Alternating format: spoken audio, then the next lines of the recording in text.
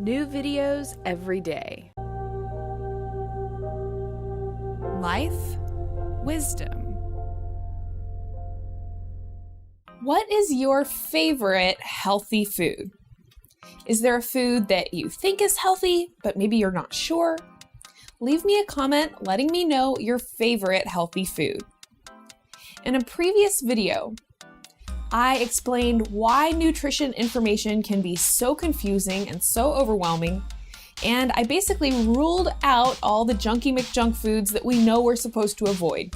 So fried foods, refined sugar, processed foods, or anything with a really long ingredient list. And some of you are probably asking, well, gee whiz, Karina, what the heck is left for me to eat? And in this video, I'm going to tell you. Now, of course, there's still plenty of controversy about the foods I'm about to discuss, but I've done my best to really simplify it down. Just remember that every person's body is different, and there is no one perfect optimal diet that's going to be perfect for every person. So hopefully you can use this information to figure out the perfect diet for you. I want to make one quick disclaimer before we get started. As I mentioned previously, every person's body is different, and some people literally have allergies to certain foods. So you could have an allergy to any of the foods I'm about to mention, and obviously you wouldn't want to eat that food. Now, if you don't know if you have food allergies, there's a couple of ways to find out. If you just aren't feeling super healthy, or you feel like you're eating healthy but you still don't feel well, then food allergies could be a culprit. And the easiest way to determine if you have a food allergy is to eliminate the suspected food from your diet for 2 to 3 weeks, and then see how you feel when you start reintegrating that food. So some common food allergens are gluten, wheat, dairy, soy, and peanuts. But as I mentioned, you could have an allergy to any food, and you want to look into that as you're figuring out what the optimal diet for you is going to be. Fruits are loaded with vitamins, phytonutrients, and antioxidants, and they're delicious too. Since you're going to be avoiding refined sugar, fruits are going to be the best way to satisfy your sweet tooth. So let fruits be your dessert. Now, of course, fruits do contain sugar, but they also contain fiber and a whole lot of different nutrients too. And it's important to note that the fiber contained in the piece of fruit actually helps that fruit to not spike your blood sugar so much. So when you're eating a piece of fruit, it's not going to spike your blood sugar as quickly as having a soda or having a spoonful of sugar, because you've got that fiber in the fruit helping in that process. Now, of course, if you're trying to lose weight, then you probably want to go easy on the fruit. And certainly if you're eating a lot of fruit, you're going to want to be really physically active so you can burn all of those carbohydrates off. But again, fruits are a great way to enjoy and indulge your sweet tooth, and I encourage you to try all of the different fruits that are out there. Vegetables really should be the bulk of your diet. And whether you eat meat or not, every single person on the planet, myself included, would benefit from eating more vegetables. The bottom line is that our bodies, our internal organs, need a certain amount of nutrients just in order to function properly. And vegetables are one of the best ways to make sure that you're getting those nutrients.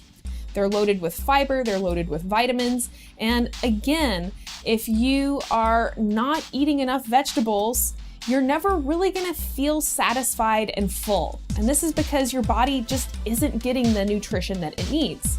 So if you have been eating a diet of processed foods and you're somebody who feels like you're always hungry and feels like you're never satisfied, then the lack of vegetables, nutrients, and fiber in your diet is probably the reason for that.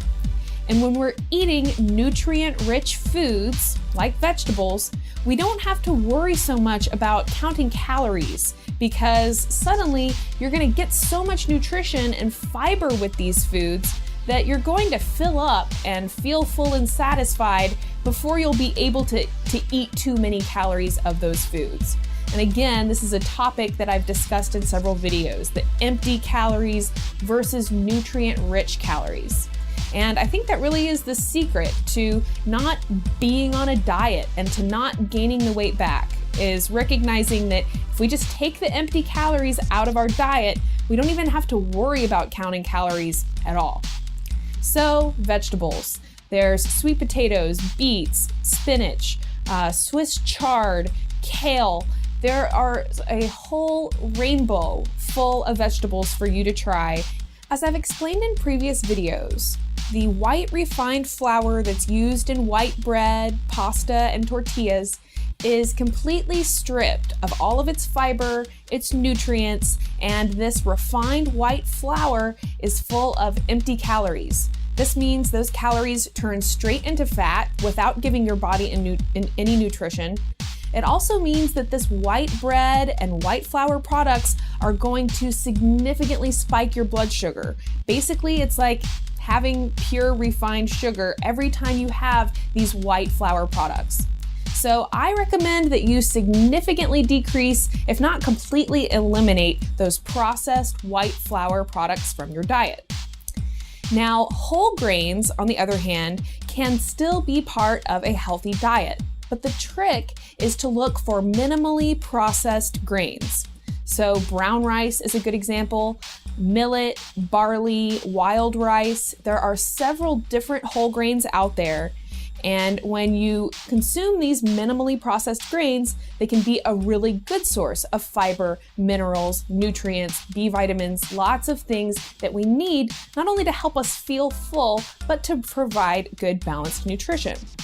So the easiest way to find these minimally processed whole grains is probably by going to the bulk section of your grocery store or even to a health food store. For the most part, these foods are ridiculously easy to prepare, just basically water and the grain. And if you have problems digesting these grains, you can soak them or sprout them to make them even easier to digest. Another key is to not make grains the bulk of your meal or the bulk of your diet. You can kind of use them supplementally, use them as, one of the sides, one of the smaller parts of your meal. You want to have these grains in moderation, and if you do have them, be sure to opt for those minimally processed grains. Dairy products are another controversial foodstuff. Some people will say, we're the only species on Earth who eats another animal's milk, and yet it's important to notice that people have been drinking cow's milk and goat's milk for hundreds of years. So again, I'm not going to tell you whether or not you should eat dairy. This is a choice that you're going to have to make your own. But what I will mention is that dairy is a very common food allergen. And I personally have known people who have cleared up acne, asthma, arthritis, just from taking dairy out of their diet. So if you're somebody who experiences those things, it may be worth it to see if dairy is something that you actually do better by avoiding. Now, if you are going to eat dairy, then again, I have just a couple of guidelines. First off, look for the words pasture-raised or grass-fed. You want the cows who are making your dairy products to be very healthy. You want them to live on a farm and eat their natural diet so that they're actually providing the most nutrition to you in those dairy products. You also want to opt for the full fat version of whatever dairy products you're eating.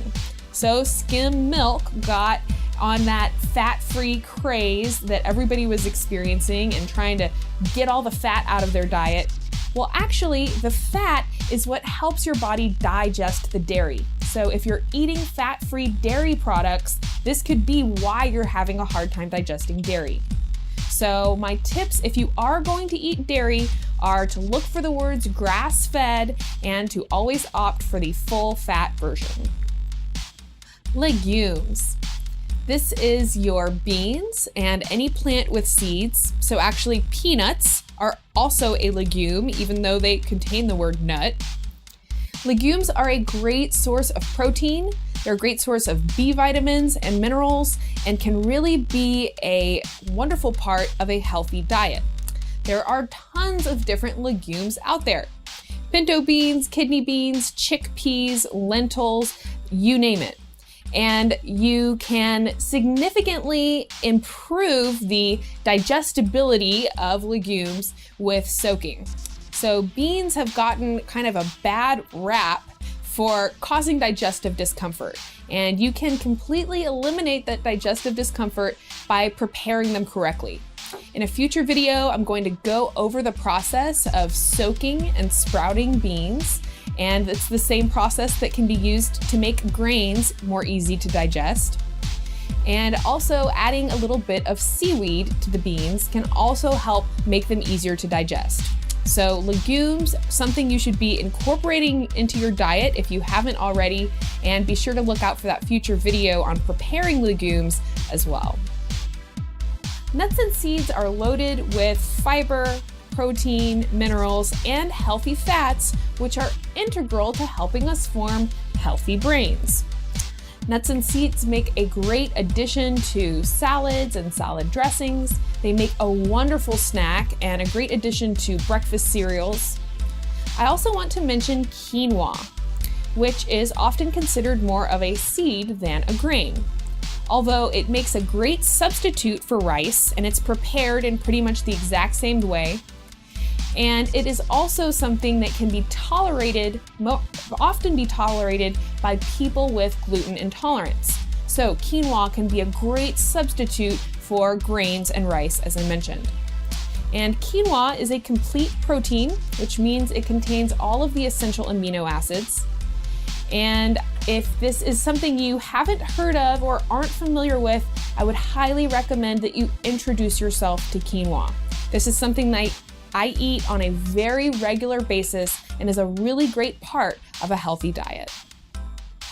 To meat or not to meat? That is probably one of the most controversial questions out there in terms of health, in terms of diet.